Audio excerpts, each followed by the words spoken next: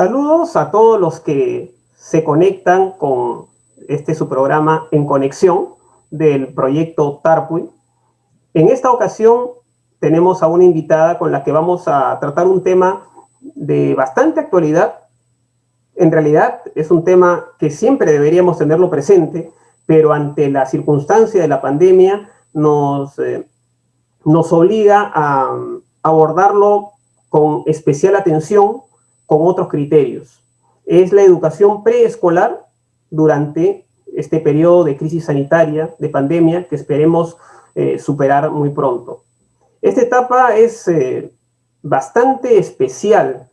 Sabemos que la educación básica regular está siendo abordada por una metodología de enseñanza virtual, pero ¿en qué medida esto puede servirnos, estas herramientas tecnológicas pueden servirnos para abordar de manera adecuada la educación en el nivel inicial? Es una pregunta interesante que Lisette Verástegui nos ayudará a resolver. Ella es psicóloga educativa y fundadora de Kimsa Consultorios. Saludos, Lisbeth, ¿cómo estás? ¿Cómo te encuentras? Gracias por la invitación, Yuri. Muy feliz de estar en el programa, muy feliz también de poder compartir mi experiencia, los conocimientos que tengo para poder solventar, aclarar las dudas del público, que sé que muchos están viendo.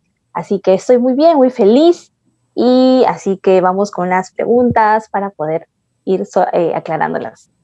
A ver, muy bien. Comencemos conociéndonos. Siempre tenemos... es parte de la dinámica de nuestro programa. ¿Quién es Lisbeth Verástegui? Bueno, es mi nombre, no, mentira. Bueno, es una joven de 28 años, alegre, entusiasta, perseverante y apasionada con las actividades que hace. Siempre asume retos y es versátil. La característica principal de lo anterior dicho es la versatilidad, ya que si bien es cierto mi carrera es psicología educativa, pero me inclino más a la educación, a la pedagogía. Tengo estudios de maestría en docencia universitaria. Es por eso y voy a seguir en el camino para el doctorado también en educación. Y en la línea cultural también me enfoco mucho en la difusión artística, en la difusión cultural con jóvenes, con adultos.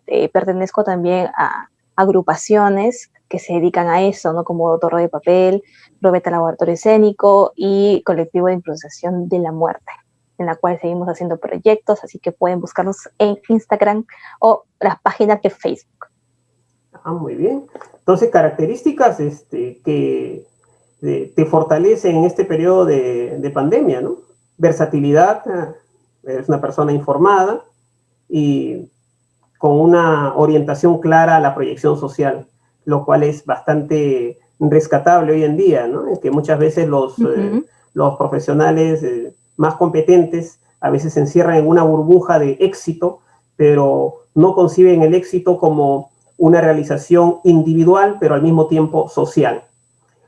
Así es. Esta etapa de cuarentena nos lanza,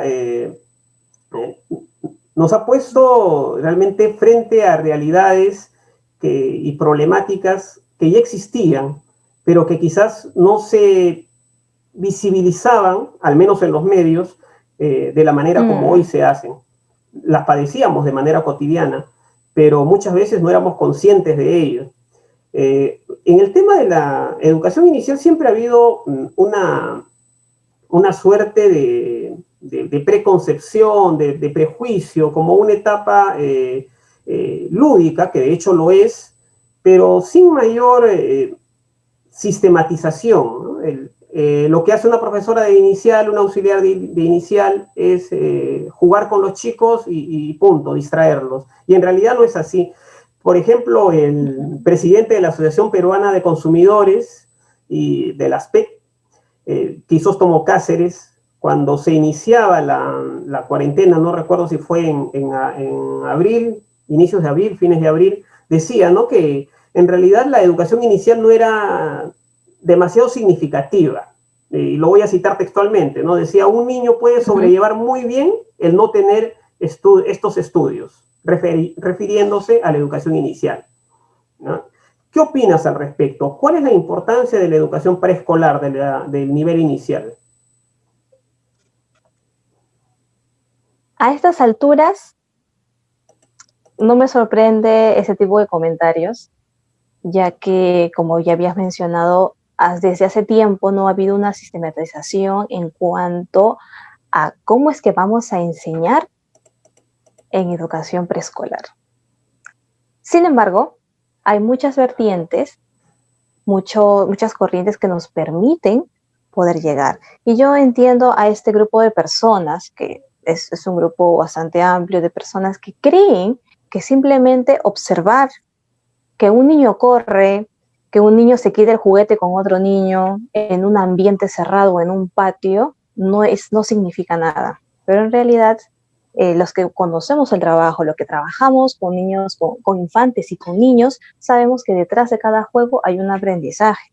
Entonces, esta forma de intervención con los niños tiene más o menos como 15 años aproximadamente, y se sigue difundiendo y se va a seguir difundiendo porque hemos visto resultados que a través de cada canción, a través de cada juego, a través de cada dinámica grupal, podemos lograr los resultados esperados para continuar desarrollando las características del menor.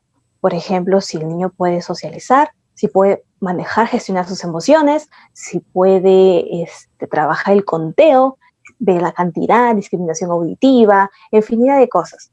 Entonces, un ojo extraño o ajeno al ambiente educativo, ese tipo de comentarios nos sorprenden. Es por eso que siempre a mis internas o mis practicantes, o cuando voy a dar una charla a las maestras, siempre les digo que comuniquen y se comuniquen. ¿Por qué? Los papás, sobre todo los primerizos, cuando tienen a su pequeño y lo llevan a iniciar, dicen, pero no es importante. O mejor lo llevamos a los 4 años. No, mejor a los 5 años. Yo creo que ya lo podemos dejar solito, de repente 3 veces a la semana. Entonces, ¿a qué voy con esto, no? De que nosotras, las personas, hombres y mujeres que estamos en esta bonita etapa de los niños, comunicar, educar a esta comunidad para que puedan aprender de que a través de cada risa, a través de este desapego con la familia, el niño pues, tiene que estar solito, va a ir desarrollando ABCDF. Es importante por ABCDF. Así que a todas las docentes, a todas las psicólogas que trabajan con los niños, continúen con esto, sigan difundiendo, comunicándose con los padres de familia, con los administrativos, con las personas que están alrededor de la institución, para que todos podamos manejar una información adecuada. Claro, comunicando, educando a las familias, porque no es posible educar a un niño sin educar a las familias, sobre todo cuando son ajenas al ámbito educativo, ¿no? Que si bien es cierto, estos juegos, estas dinámicas corporales con elementos tangibles pueden parecer actividades solamente recreativas, y de hecho lo son, pero también de aprendizaje. Son cuestiones objetivas, medibles, y constituye parte del trabajo de las docentes y las psicólogas en esta etapa, ¿no? Así es. Medir la evolución y detectar problemas que en el futuro sería mucho más difícil trabajar si es que no se ha hecho una detección oportuna. Es una etapa muy, muy importante. ¿Cuáles son las características, Lisbeth, propias de un niño que cursa el nivel inicial? Características en cuanto a su desarrollo fisiológico, sí, o a su desarrollo cognitivo. En general, fisiológico y cognitivo. ¿Con qué niño se está trabajando en esta etapa? Cuando se recibe a un niño de 3 años, estoy hablando de educación preescolar, porque también existe la educación a partir del año, de 1 año a 3 años, y luego sí, de 3 años y medio a los 5 años o hasta los 6 años que termina, ¿no? El niño viene, no, yo lo voy a hablar de manera muy general, Las características que corresponden a estos pequeños son niños que quieren explorar, quieren descubrir, que son inquietos, también son temerosos, tienen dificultades, muchos de ellos, dificultades físicas que hay que empezar a, como yo digo, a tratar de desarrollar una normalidad para que puedan continuar avanzando los siguientes niveles que les corresponde como grupo, ¿no? Esto también va a depender, pero esto es algo muy genérico, porque tenemos que darnos cuenta de qué perspectiva, educativa, psicológica o pediátrica. Son diferentes puntos de vista. Entonces, yo lo voy a comentar desde mi punto de vista, que es la psicológica. Los niños, 1, 2, 3, 4, bueno, hasta los 6 añitos, tratamos de que puedan integrarse en un grupo, de que puedan poder, bueno, la redundancia, ¿no? Socializar con sus pares. Muchos de ellos son hijos únicos. Y a veces la familia simplemente lo envía a educación preescolar para que socialice. No le importa mucho si aprendió o no aprendió. Mientras hable con otro niño, ellos son felices. Lo mismo sucede con otro grupo de padres, que al papá no le importa mucho que juegue o que cante. Le importa la acumulación de conocimiento. ¿Cuántos idiomas va a aprender en este colegio? ¿Cuánto va a poder hacer de gimnasia? ¿Hay taller de computación? ¿Hay de mini chef? ¿Hay de danza? ¿Hay de ballet? ¿Hay de karate? Entonces aquí tenemos que darnos cuenta de lo siguiente: las características que corresponden a la institución. Hay instituciones que dicen, nosotros te vamos a brindar estas 5 características. Otra institución privada, hablando, te vamos a brindar estas 5 características que vamos a desarrollar en tu pequeño. Entonces, de manera muy genérica, esas características también van ahí en relación a lo que la institución está brindando. Es mentira decir, sí, son 10 bonitas, son 10, pero en realidad esto varía dependiendo de la realidad de la propia institución, de la propia comunidad que quiera brindar a sus niños, a sus padres de familia que están involucrados en el proceso de la enseñanza-aprendizaje. Y en esta búsqueda de los padres en la primera infancia, justamente comienzan a haber ciertos estereotipos, como tú lo dices, ¿no? Algunos que se centran solamente en la socialización, otros en la adquisición de conocimientos, cuando en realidad es todo lo que está de alguna manera engranado aquí, ¿no? Se articulan los aprendizajes, los conocimientos, todo a través del juego y la dinámica. Y hablaste, y todo lo que tú nos describes es un ambiente de contacto, es un ambiente de socialización directo, ¿no? Las TIC se han convertido prácticamente de un día para otro en el pilar tangible e intangible. Digo intangible por el software y tangible por los equipos, las computadoras, las tablets, ¿no? Con el pilar tangible e intangible de la educación en todos sus niveles, ¿no? Vemos en Aprendo en Casa, ¿no? Abarca los 3 niveles, inicial, primaria y secundaria, con actividades y orientaciones tanto para los docentes como para los padres de familia, madres de familia. ¿Cuáles son las limitaciones y también las potencialidades de la educación remota en el nivel inicial? Que como has descrito la dinámica dentro del aula, de la escuela, en este nivel, el nivel inicial, vemos ciertas peculiaridades.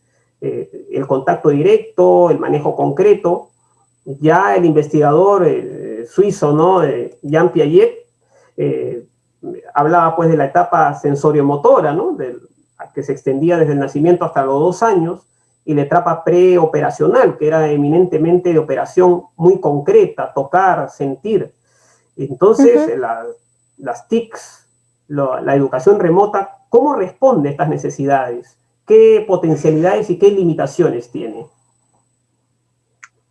En lo particular, discrepando con todo lo que hay, yo no lo llamaría limitaciones o potencialidades, porque así no existiera la pandemia, cuando estábamos en vivo también, ¿cuáles son las limitaciones? ¿Cuáles son las potencialidades? Estamos en un, bueno, dependiendo el rumbo de la patología como valor, si estamos en un área verde, ¿cuáles limitaciones? ¿Cuáles potencialidades? Lo que tenemos que, lo que yo les voy a comentar va a ser la experiencia en relación a la pregunta y ustedes van a poder sacar sus propias conclusiones. Cuando estoy trabajando de dos maneras, educación sincrónica y la sincrónica. ¿Qué cosa es la sincrónica? Cuando estamos in situ, en vivo. La familia está en su casa y yo estoy en la mía y estamos haciendo las actividades que corresponde a la sesión. Supongamos que la sesión va a tratar sobre esquema corporal. Y los niños de 2 y de 3 añitos empezamos con las actividades. Entonces, para poder lograr una sintonía en la familia en vivo, tenemos que ir por secuencia. No le podemos decir, a ver, ¿dónde está la parte de tu cabeza? ¿Dónde está tu cabeza? Tu brazo. Y el niño queda de esa manera, ¿no? Porque todavía no ha habido una adaptabilidad. Es por eso que se llama proceso de acogida, en la cual nosotros brindamos primero de menos a más antes de llegar al objetivo, que en este caso sería pues esquema corporal. ¿Y cuál vendría a ser la educación asincrónica? Pues el tema cuando ya la clase está pregrabada en un link, en un aula virtual, en el Jamboard, en donde pueda estar, se manda un link, se manda la carpeta, se manda la clave de acceso para que la familia pueda acceder determinado día, fin de semana, en la noche, en la mañana, en la tarde, para que pueda reforzar el tema. Entonces, no es tanto una limitación o una potencialidad en sí, sino es prácticamente una adaptabilidad. Ahora, hace un momento comentaste pues a Jean Piaget, yo trabajo mucho, parte de mi trabajo del día a día, de la mañana hasta la noche, es trabajo sensorial. Esa es mi línea, mira, justo acá, estoy en mi área de trabajo, justo acá con mi nene, habíamos hecho se me cae, habíamos hecho este planeta Tierra con azúcar, está lleno de azúcar. Entonces, ahí vamos a responder a lo que voy. Ustedes dirán, ¿no? Pero, Miss, no podemos atravesar la mano a través de la cámara, Miss, ¿cómo vamos a trabajar sensorial? Fácil, proceso de acogida y adaptabilidad. Se comunica al papá las estrategias que vamos a realizar, la comprensión de que esto puede causar un poco de estrés, un poco de incomodidad, pero aún así vamos a lograrlo. Se hace una lista de actividades en la cual en vivo o por enlace, tanto la familia como la Miss va a tener su propio material. Entonces, ambos vamos a ir trabajando con indicaciones para poder llegar al objetivo. En este caso, si podemos realizar, no sé, una masita, una harina mágica, poder insertar, poder trabajar con la harina, etcétera, etcétera, ¿no? Y me parece que este trabajo va a ser, por ahí de repente voy a discrepar con qué rol cumpliría entonces la familia. ¿Serán docentes? ¿Serán coaches? ¿Serán facilitadores? Etcétera. Y ahí es cuando la familia va a tener mucha paciencia, vamos a poder trabajarlo juntos, porque los padres no son docentes, son acompañantes en este proceso. Por ahí en varios artículos estuve leyendo, y discrepo con eso, de que los padres de familia se han convertido en docentes en pandemia, es por eso que tenemos que disminuir el sueldo a los docentes, y no es así. El padre de familia, la nana o la abuelita o la tía que se encarga de la educación del pequeño se convierte en acompañante, no en docente y no en facilitador. Acompañante, que a través de la instrucción, a través de las indicaciones del psicólogo, del profesional que está detrás de la cámara, va a poder brindarle al niño esta acogida, este acompañamiento para que ambos puedan llegar al objetivo. Para alcanzar entonces estos objetivos, no basta simplemente con la herramienta, sino que los docentes requieren una adaptación metodológica también, porque Exacto. Para justamente ayudar a que la madre, el padre o la persona adulta que está al cuidado del niño asuma un rol mucho más efectivo que quizás normalmente estaba acostumbrado a hacerlo, porque ahora tiene que ejecutar de manera más adecuada, incluso con la sistematización que ya de la mano de las indicaciones del docente para poder conseguir los aprendizajes, el desarrollo integral del menor. Implica otras metodologías, otras estrategias adaptadas a esta nueva circunstancia, porque el docente en momentos normales, al menos en nuestro medio, este programa se transmite para Perú, en muchos casos veíamos que no estaba muy involucrado, y ahora va a tener que involucrarse como un engranaje más dentro de la maquinaria pedagógica del nivel inicial. Así es. Sobre todo las familias que dejaban al cuidado de una nana a su pequeño, o simplemente los dejaban, porque hay colegios que tienen guardería, hay centros de estimulación que tienen guardería. Entonces la familia simplemente dejaba al niño, y si el niño tenía tarea, tenía proyectos, ya lo hacía la Miss, la auxiliar, o al fin y al cabo se encargaba la institución y el padre se hacía ajeno. Pero ahora, estando en casa, sobre todo al principio de la cuarentena, que era abril, mayo, junio, donde todavía no se podía tener ningún tipo de acceso, en la mayoría de casos, al trabajo, más que solamente a trabajo de oficina, los papás al principio, en el trabajo en el que estoy, había eso, ¿no? Que ya se dejaban de lado porque no podían ser los acompañantes de su hijo, porque no entendían cómo se comportaba, hacían sus berrinches, se estresaba la mamá, se estresaba el niño, y al final todo el mundo se estresaba. Entonces lo que se tuvo que hacer era un proceso de acogida, tanto para la familia, informando, tratando de darle las pautas, con videos, con charlas, antes de darle tarea, antes de darle la clase, antes, es decir, como decía pues Leon Tattenberg, dejemos ya a un lado la documentación, dejemos a un lado, por un momento dejemos el tema de que tenemos que estar planeando todo el tiempo, tenemos que estar presentando documentos todo el tiempo. Primero concentrémonos en la familia. ¿Qué necesidad tienen las familias antes de darle la tarea, que los proyectos, que los videos? Lo mismo sucedía en vivo, así que no nos engañemos. En vivo también sucedía la misma situación. La familia que a veces no se quería involucrar, o no podía, o no entendía, la Miss o el profesor que decía, no, si no me presenta el cuaderno, yo le voy a bajar 5 puntos.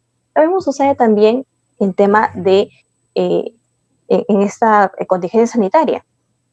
Entonces, yo entiendo que hay familias que no han tenido opción. Y ahora, esta es una experiencia personal que yo les cuento, ¿no? Ahora, las familias que me decían, Miss, no puedo, me retiro, y se retiraron, luego volvían, Miss, disculpe, ¿cómo podemos hacer ahora? Ay, ahí es otra historia. Bueno, no se preocupe, vamos a hacer esto, porque las necesidades de los niños son diferentes al de Panchito, al de Juanita, al de fulanita de tal. Porque como siempre digo, cada niño, cada ser humano es único. Entonces, al ser único, tiene necesidades diferentes. No porque tenga algún tipo de discapacidad o algo, sino que todas las personas somos diferentes. Y los niños tienen diferentes formas de aprender, formas de relacionarse, y eso se respeta. Adaptando, cambiando de estrategia, y de esta manera vamos con un grupo avanzando, tratando de no dejar a ninguno. Avanzamos como un equipo. En esta nueva forma de aprendizaje, como tú dices, el trabajo en equipo con las familias es fundamental. En el nivel inicial, pues es ya innegable, ¿no? Incluso a mí me ha tocado trabajar principalmente en colegios vulnerables, donde los estudiantes llegaban al nivel secundaria prácticamente solos, se habían convertido en unos desconocidos para sus padres, no conocían la música que escuchaban, ni los amigos que tenían, ni las lecturas, si acaso tenían alguna lectura. En primaria, el acompañamiento del padre era un poco, digamos que mayor, ¿no? A veces aceptable, a veces no tan aceptable, pero en inicial sí se notaba casi de manera natural un involucramiento mayor de los padres, dentro de sus limitaciones, porque hay padres que se involucran, hay padres que tienen los recursos, y cuando me refiero a recursos no solamente hablo en términos económicos también, sino tienen conocimientos previos que les permiten, les facilitan acceder a literatura, revisar el internet, por ahí comprarse algún manual o tener un diálogo más fructífero con la docente, comprender más Así rápidamente lo que le dice la docente y aplicarlo para que esta sistematización que requiere el proceso de enseñanza-aprendizaje no se pierda. Y mencionaste algo muy importante que cae en lo metodológico, y eso era incluso antes de la pandemia, que es el hecho de dejar un poco de lado tanta documentación. Hoy en día o hacemos eso o nos vamos a ver pues embrollados entre tratar de adaptar las herramientas a nuestro requerimiento y además cumplir con el papeleo correspondiente. Creo que ese es un llamado a los directivos de las escuelas de educación inicial, que dicho sea de paso, la gran mayoría en la capital, vuelvo a repetir, este programa se emite para Perú, son en su gran mayoría privados, ¿no? Los privados en nivel inicial llenan un enorme vacío. Es bueno que a nivel internacional quienes nos sintonicen de otros países lo sepan, ¿no? Es parte del conocimiento que queremos compartir de las experiencias hacia el mundo. Durante la primera infancia, el juego es un punto de gravitación, ¿no? del aprendizaje del niño. El juego con sus docentes, a través del juego también el docente de manera directa puede percatarse de ciertas condiciones, de ciertas potencialidades, de ciertos, digamos que dificultades que pueda tener el niño, que no se podría hacer de manera remota, de manera muy efectiva, ¿no? Contamos con la intermediación de los padres, pero los padres de alguna manera tenemos una visión parcializada, ¿no? Mi niño tiene 3 años y no habla, pero bueno, es mi hijo único, es mi primera experiencia, para mí es algo normal, o algo que no entraña mayor preocupación. De repente un docente podría decirle, una psicóloga educativa podría decirle 2 años y medio, casi 3, habla muy poco, solo dice ma, pa, por lo demás tiene habilidad, te estoy contando un caso real, por lo demás tiene sus facultades bastante bien desarrolladas. No me parece nada que merezca mayor atención, pero de manera directa sí. Entonces, a través del juego directo con el docente percibe muchas particularidades de cada niño, pero también del juego con sus padres, que esta vez tiene que ser un juego, digamos que formador, ¿no? No tan al azar, porque siempre hay que llamar la atención respecto al grado de rigor que tiene la educación inicial. Rigor en el sentido de que el docente tiene una formación y los psicólogos tienen una formación científica. Por eso es que tienen los psicólogos que los apoyan inclusive bastante. También el niño aprende en base al juego, a la interacción con sus pares, ¿no? ¿Cómo salvamos el impacto de la distancia con el docente? Y me preocupa bastante con los pares también, con el docente y con los pares, con sus amiguitas, con sus amiguitos. Lo que suelo recomendarle a las familias en casos extremos en los cuales, porque no todos los niños han reaccionado igual a la pandemia. Hay niños que simplemente se han puesto indiferentes con el amiguito, con sus amiguitos, normal, pero siempre hay un grupo, hay un grupo todavía de niños que todavía quiere ese contacto, el cual tenía antes. Y yo siempre recomiendo a las familias que, así como estamos en las sesiones, estando todo el grupo, y la Miss, y las auxiliares, y la directora viendo, es importante que ellos también se puedan comunicar estando ellos solos, bajo supervisión, pues, de mamá o papá, ¿no? Por ejemplo, a través de Zoom o videollamadas de WhatsApp donde están los 3, los 4, y a veces me mandan las fotos y me dicen, mira, estoy con mi amiga. Ah, qué bien, muy bien, chicos, sigan. O de repente, como yo les suelo hacer a mis niños, periódicamente hacer talleres, dejando de lado ya a veces las sesiones, ¿no? Que ya dejamos de un lado los conocimientos que tenemos que aprender y nos dedicamos simplemente a hacer un taller temático. ¿Qué implica un taller temático o un divertitaller? Hacer actividades grupales con un tema en específico. De repente nos disfrazamos, hacemos una pijamada, vamos a bailar, pero ahí estamos con la actividad. Entonces todos estamos reunidos haciendo una actividad diferente a la que normalmente hacemos de lunes a viernes. Esa es una. La segunda que les digo es para estos niños que sí o sí, sobre todo los grandecitos de 5 o 6 años, que quieren tener un contacto más maduro, digámoslo así, como ellos dicen, ¿no? Ya soy grande, quiero yo hablar con mi amiga, con mi amigo. Ah, entonces así de esta manera, ¿no? Quiero agregar algo al comentario que habías dicho, Yuri, sobre el juego. Voy a hacer una aclaración. No es que el juego me permita aprender, ojo, hay formas de ver un juego. El juego libre, en la cual el niño explora, se cae, se ensucia, se molesta, se ríe, y el juego como medio para llegar a un aprendizaje. Entonces, ¿qué implicaría lo segundo? ¿Cómo sería este proceso? Porque es un proceso, no simplemente, hoy voy a saltar, vamos a saltar. No, no, no. Este juego va a ser el nexo para poder ir avanzando hasta llegar al objetivo o a la competencia que se quiera desarrollar, ¿no?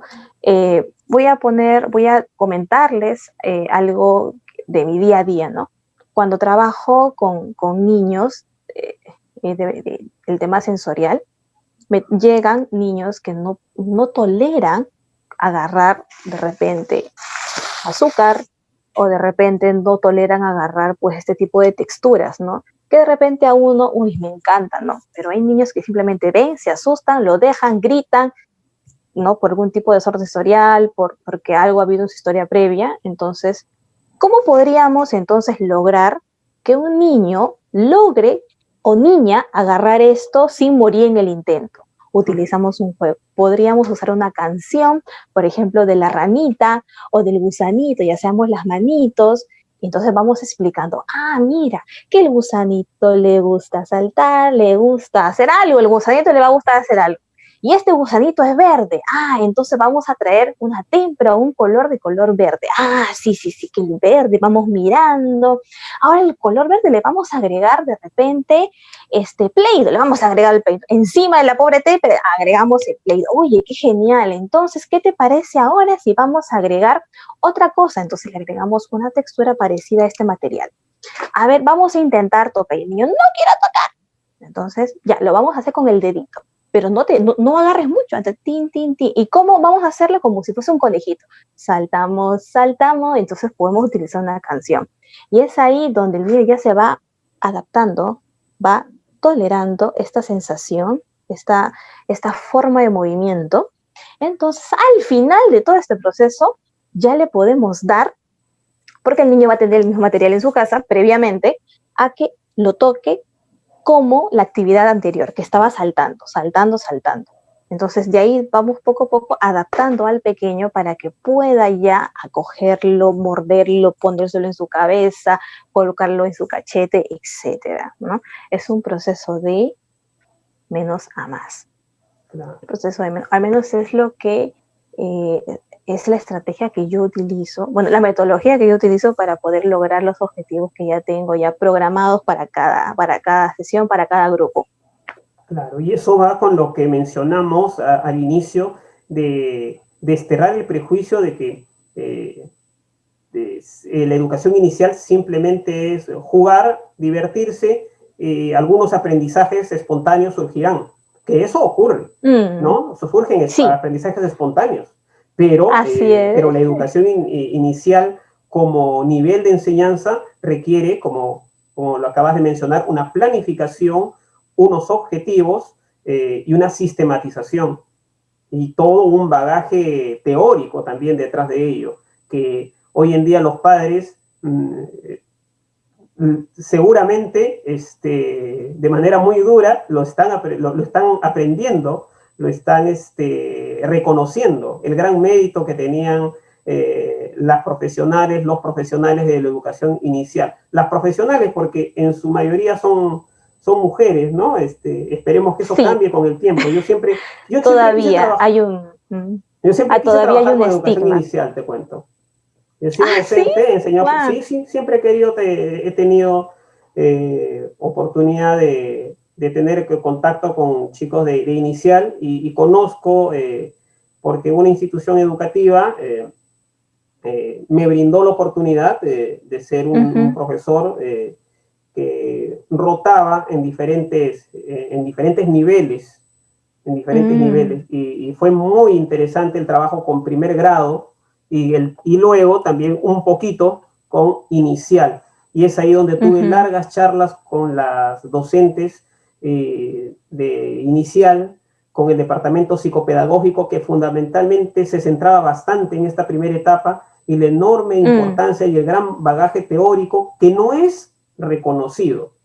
No es reconocido. Así es. El profesor de razonamiento lógico matemático en cuarto o quinto de secundaria tiene una importancia fundamental para ingresar a la universidad. En cambio,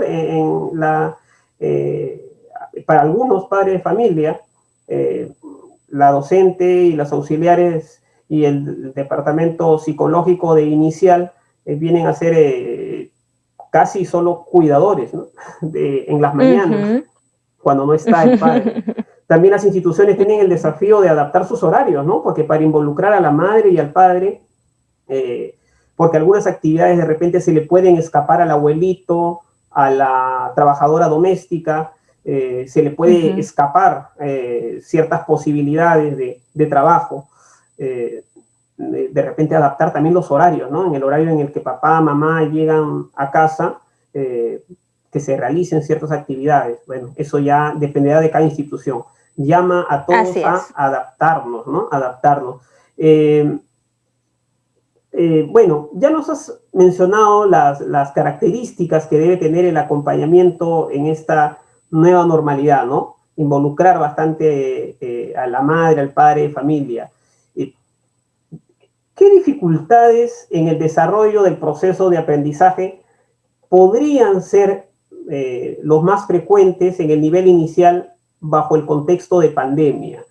Porque seguramente alguna afectación negativa podría, esperemos que no, existir en algunos niños, niñas, no en todos. La capacidad de adaptación de algunos niños y algunas niñas sí se ha puesto a prueba y lo están superando y se vienen adaptando muy bien, pero otros no. ¿Qué dificultades podría haber ahí? Lo voy a dividir en dos, en la parte cognitiva y la parte conductual. Cuando ahorita los casos que van llegando son de dificultad sensoriomotriz, de que el niño todavía no puede escribir, todavía no puede reconocer algunas letras. Es por eso que, estando todavía en inicial, muchos están llevando clases particulares, sesiones o terapia para poder regular eso. Y eso ha sido incluso cuando no había pandemia, pero el detalle es que ahora se incrementaba el caso porque el papá, como digo, él no es docente, no es facilitador, simplemente es un acompañante, no tiene el conocimiento necesario para poder guiar. Y como estamos a través del Zoom o del aula virtual o de la videollamada de WhatsApp, siempre, sobre todo cuando el docente o la directora no se deja entender bien, para poder darle las pautas al papá, el papá se vuelve loco o la mamá se vuelve loca y no sabe cómo lidiar con respecto al avance académico de los niños y niñas. Entonces, es ahí donde los casos se han ido incrementando un poco respecto a todas las dificultades del aprendizaje que engloba. Se ha presentado más discalculias, más dislalias, se ha incrementado, y es por eso que muchos centros que solamente atendían de repente adultos están atendiendo ahora niños por la demanda que está pasando. Ahora, en el caso conductual, el hecho de que la familia esté bajo el mismo techo, que antes a veces había esos vacíos en los cuales la tía salía o la mamá salía, ahora todos están metidos, estresados, están lidiando con la pérdida de un familiar o familiares. Entonces, esto ha hecho que los niños sean los más susceptibles porque los adultos no saben cómo manejarlo. Sobre todo porque muchas familias todavía tienen este tabú de preguntarle a un psicólogo o de ir a terapia, o del qué dirán, que la gente se entere que yo llevo terapia, o qué dirá la gente, o qué dirá la familia, entonces se quedan callados. Y tratando de solucionar. ¿Cuándo van a terapia? ¿Cuándo van al psicólogo para tratar el tema de su pequeño, de la familia? Cuando el caso ya está, cuando a punto de quemarse el pan. Esa es la realidad. Ahorita hay varios casos que nos van llegando del tema de violencia, el tema de sexualidad, el tema de agresión. Un montón de estos casos han ido incrementándose, a diferencia de cuando todo, pues no había pues la pandemia. Esto se ha ido incrementando a tal punto que la familia ya no sabe cómo lidiar y que incluso los padres se divorcian dentro de la misma casa. Es decir, hacen una separación estando los niños presentes, porque por temas económicos no se pueden mudar a otro lado, por temas familiares. ¿Qué dirá la familia que yo en plena pandemia me estoy separando de mi pareja, ¿no? Entonces, todo esto se ha ido incrementando en esta época. Por eso, yo invito a las familias de que a cualquier señal, así no sea nada, consúltenlo, háblenlo. Si se sienten incómodos, frustrados, etcétera, pues díganlo. De repente, a un familiar de confianza o a su psicólogo de confianza para que ellos los puedan orientar. Claro, el familiar no los va a orientar, pero siempre es bueno decir lo que sentimos, a estar simplemente carcomiéndonos con todo lo que pensamos, ¿no? Y los niños son los más afectados porque ellos están percibiendo todo. Por el hecho de que uno sea niño o niña, no es que no se va a dar cuenta, al contrario, son más prestos, más susceptibles a todo lo que sucede. Muy bien, entonces, hoy en día el requerimiento de apoyo psicológico se ha hecho realmente vital, ¿no? El acompañamiento, y está siendo reconocido por muchos docentes y sobre todo a las madres y los padres de familia, que no deben temer recurrir a la terapia. Es verdad, estos prejuicios que se tienen, ¿no? De que, bueno, quien lleva terapia es porque, bueno, tiene ahí trastocado su aspecto emocional, su psiquismo y una serie de prejuicios, vuelvo a repetir, que ya debemos dejar de lado, y la pandemia nos obliga a dejarlo de lado sin ninguna duda, y por nuestros hijos, por nuestras hijas, pedir ayuda profesional en el más breve plazo, ¿no? Porque cuanto más pronto se abordan determinados problemas, el tratamiento la terapia resultará mucho más efectiva, ¿no? Desde la psicopedagogía, ya que estamos hablando de chicos que están en inicial de 5 años para pasar a primaria, ¿no? Una consulta que siempre es previa a la pandemia también, ¿no? Pero es importante hacerla. ¿Es necesario que las niñas y los niños que pasan a nivel primario ingresen a un proceso o atraviesen un proceso de admisión?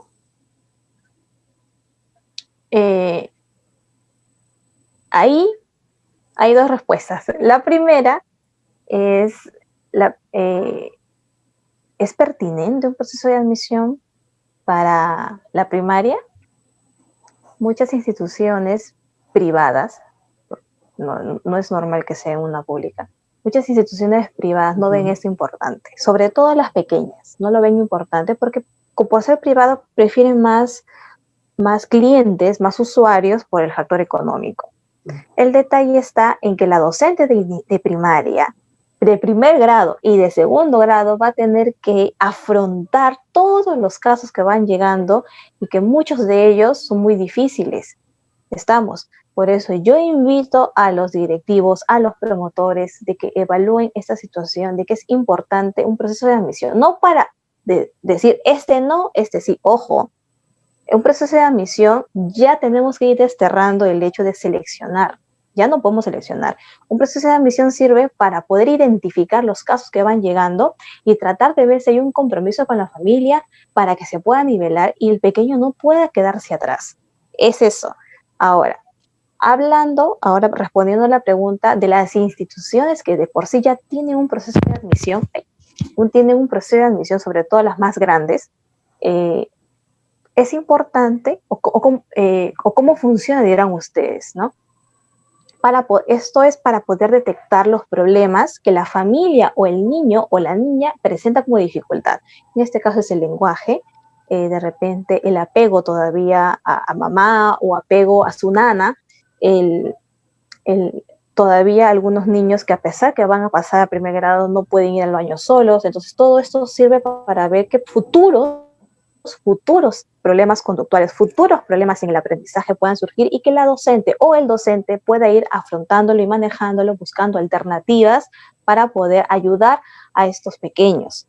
Entonces, de repente por ahí hay alguna familia que le interese, pero Miss Liz, ¿en qué consiste el proceso de admisión? Me gustaría, ¿no? Entonces yo les comento brevemente que parte de este proceso de admisión involucra entrevista a los padres, si es que ustedes quieren cambiar de institución educativa de repente a una más grande o de repente a una parroquial, que es diferente el proceso de admisión a una institución educativa parroquial, involucra la entrevista al niño, preguntándole, pues, determinar sus habilidades cognitivas, a ver si conoce lo básico, hay problemas en el lenguaje, cómo percibe el niño a su propia familia, hay violencia familiar, hay todavía independencia, puede hacer cosas solito. Luego viene la entrevista, pues, a los padres de familia, a ver cómo ellos funcionan como familia, cómo ellos trabajan en equipo entre mamá, papá o de repente la cuidadora, cómo ellos solucionan algunos inconvenientes del pequeño, por ejemplo, el tema de las pataletas o berrinches, ¿no? Toda esta información se concatena tanto del niño como de la familia, de los padres, para poder tener un informe dándole las indicaciones a la familia para que ellos puedan ir teniendo en cuenta, porque a veces la familia ni siquiera sabe que hay de repente un problemilla por ahí y por el hecho de la cotidianidad de que se ven todos los días, mañana, tarde y noche, no lo perciben. Entonces, a la institución a esto le sirve para ir avanzando y ver, sobre todo si la institución tiene departamento de psicología o psicopedagogía. Si la institución tiene esto, entonces el colegio se prepara para poder darle acogida a la familia con charlas o talleres específicos para los padres de familia. Es ahí donde vemos un trabajo en conjunto, tanto del docente, tanto del departamento psicológico, como también el directivo, que se involucra en el avance de estos niños. Claro, siempre y cuando ustedes, papis, quieran pasar o postular a un colegio diferente a donde fue el inicial, ¿no? Y también ver la transición, ¿no? Es algo muy importante, ¿no? En inicial, muchas instituciones privadas se dedican, utilizan bastantes canciones, utilizan muchos materiales, pero cuando pasan a primaria, eso disminuye grandemente y los niños se quedan intentando adaptarse, porque en primer grado ya no hay tantas canciones como inicial, ya no hay tantas actividades físicas como en inicial. Entonces todo ese proceso va a ayudar, todo ese informe va a ayudar a que el proceso no sea tan engorroso. Entonces, conclusión, ahí vamos, ese llamado, ese mensaje para las instituciones educativas que nunca han pensado en un proceso de admisión para primer grado, y los que de por sí ya tienen su proceso de admisión. ¿Y en qué consiste? Pues si alguno de ustedes quiere postular a un colegio más grande o uno parroquial. Claro, es importante tener una suerte de diagnóstico psicopedagógico, por así decirlo, ¿no? Una prueba de ver en qué condiciones ingresa esa familia a la institución educativa, ¿no? Ingresa a la familia porque en realidad es un trabajo que debe involucrar a las madres y a los padres en realidad en todos los niveles, ¿no? Secundaria, primaria, pero es mucho más sensible en el nivel inicial. De hecho, tanto en las instituciones públicas como de educación inicial, como en las instituciones privadas, que en Perú, vuelvo a repetir, son un número muy importante. No sé si tenemos cifras por ahí, pero creo que son la mayoría. existe un déficit de profesionales psicopedagogos, ¿no? O psicólogos especializados en el nivel de inicial y en realidad para todos los niveles. Se hace pues un llamado a los gestores de estas instituciones, también al Estado, para que puedan tomar conciencia y tomar acciones respecto a la necesidad de contar con los profesionales de la psicopedagogía que sean necesarios, porque en los colegios grandes, y me ha tocado verlo muy de cerca, tener 2 psicólogas para 900 estudiantes, inicial, primaria y secundaria me refiero, es sumamente complicado, ¿no? No se da abasto. Claro, para hacer incluso un diagnóstico entre comillas, ¿no? Porque en el colegio no se dan tratamiento No. ni terapia propiamente dicho, pero sí se puede recomendar una terapia.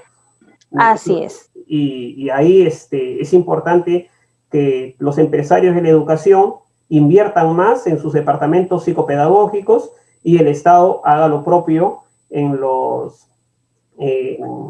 profesionales de la salud mental enfocados en la educación, que tenemos mucho potencial, pero que debe ser empleado en estos espacios donde se forman pues, los futuros mujeres y hombres que van a construir una sociedad nueva. Y tenemos la renovación de esa sociedad tiene que comenzar desde los cimientos, y los cimientos institucionales los encontramos después de la familia, por eso decía institucionales, en el nivel inicial, ¿no? Es de gran importancia. ¿A qué conclusiones podríamos llegar? ¿Qué orientaciones para cerrar este interesante programa nos podría dejar, Lisbeth? Primero, a los promotores y directivos de las instituciones educativas,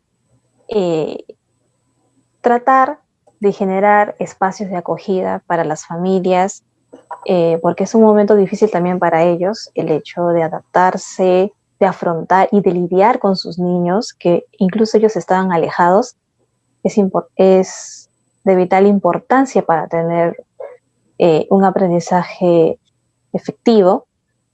Un mensaje también como recomendación para las familias de que hablen, comuníquese con su docente, dígale cómo se sienten y qué consejos le pueden dar también para su niño.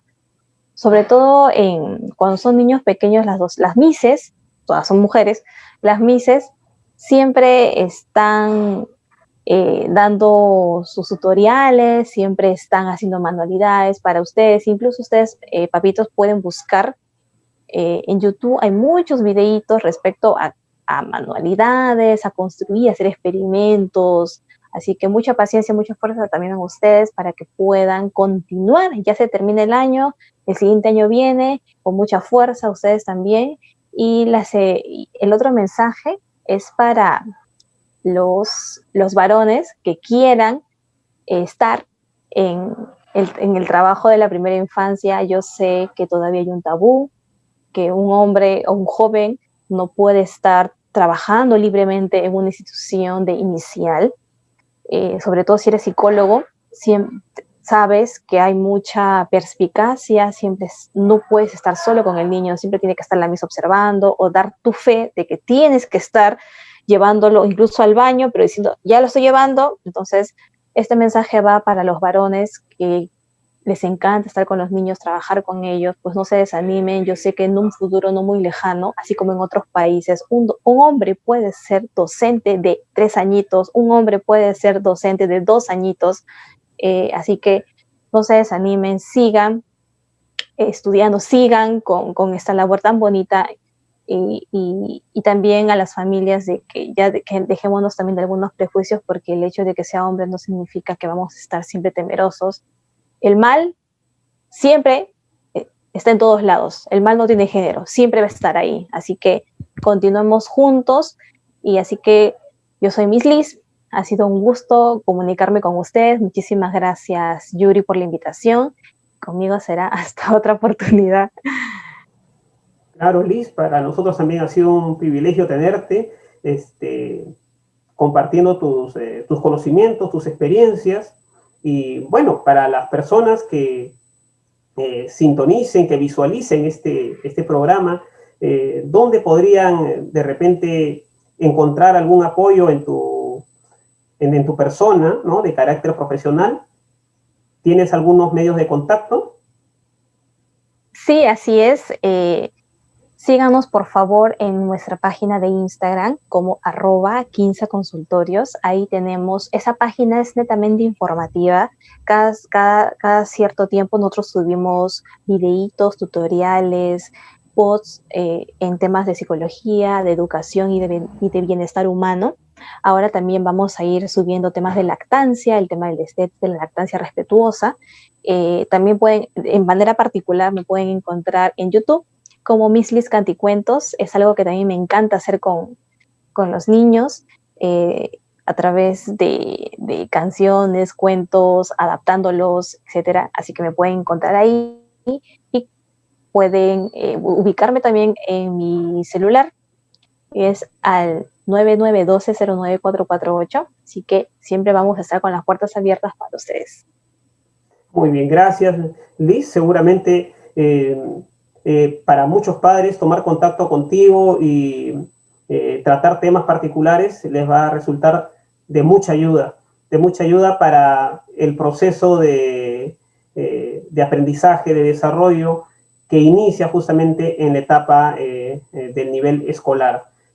Como siempre, nosotros en la reseña del video, además de nuestros links de contacto, nuestra página web, por ejemplo, del proyecto Tarpuy, también anexamos los diferentes medios de contacto de cada uno de nuestros invitados.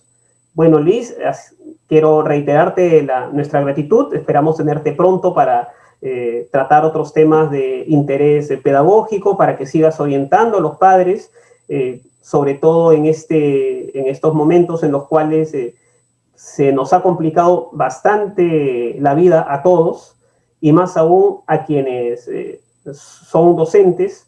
Bueno, yo he sido docente, no ejerzo en aula, pero sé de lo que se trata, y quienes somos padres, ¿no? Quienes son madres de familia, quienes están al cuidado de un niño. Gracias, Liz, un gran abrazo a todos los que han estado acompañándonos. Hasta muy pronto, cuídense para volver a estar en conexión. Gracias, Liz. Un abrazo. Gracias.